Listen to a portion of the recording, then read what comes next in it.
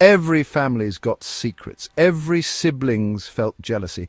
Every parent has a favourite, even if they deny it. But when you're a queen, when your daughters are raised not to be loved but to be used, that rivalry can tear apart a dynasty. This isn't about Cleopatra VII. You already know her. This is about the ones history forgot. Cleopatra III, the mother.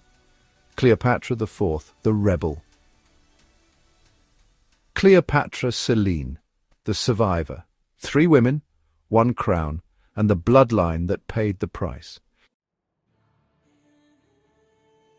Born around 160 BCE, Alexandria, Egypt, modern-day Alexandria.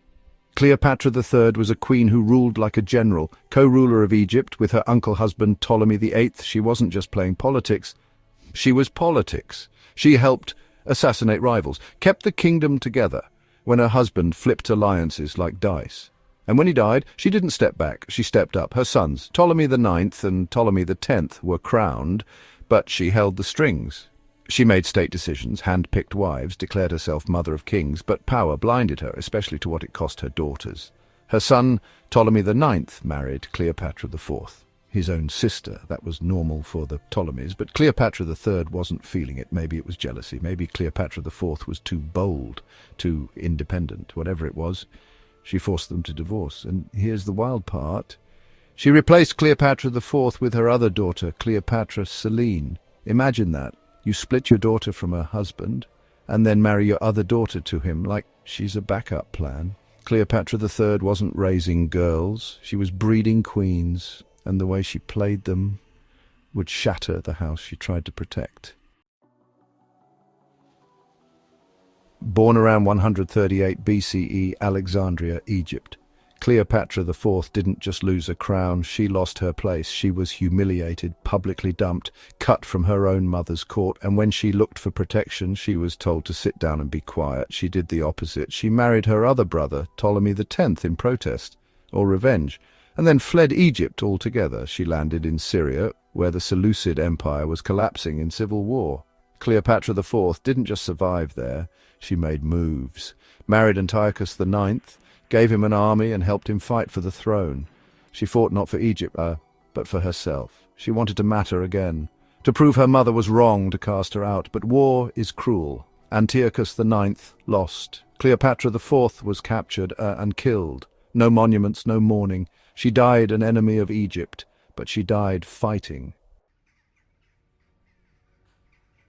Born around 135 BCE in Alexandria, Egypt, while Cleopatra IV burned bridges, Cleopatra Selene stayed quiet, played the game. She married who her mother told her to, took the crown that used to be her sister's, kept her head down, but peace didn't last. After her mother's death, Egypt turned on her.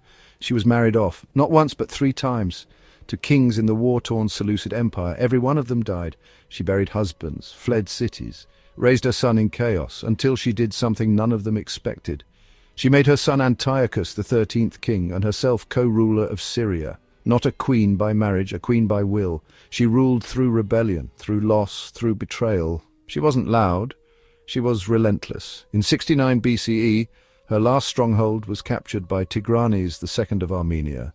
He had her executed. She didn't beg, she didn't run. She died a queen, just like she lived. Cleopatra III thought she could protect the throne by controlling her daughters, but in the end, one was erased, one was exiled, one was executed. They weren't just sisters, they were rivals, weapons, queens. And this wasn't just family drama, this was dynasty warfare, and it all started with one mother's plan. If this story hit you, drop a comment. Would you have survived in that house? Or would you have rebelled like Cleopatra IV? Like the video? Subscribe if you haven't, and stick around. There are more forgotten queens to bring back. We're just getting started.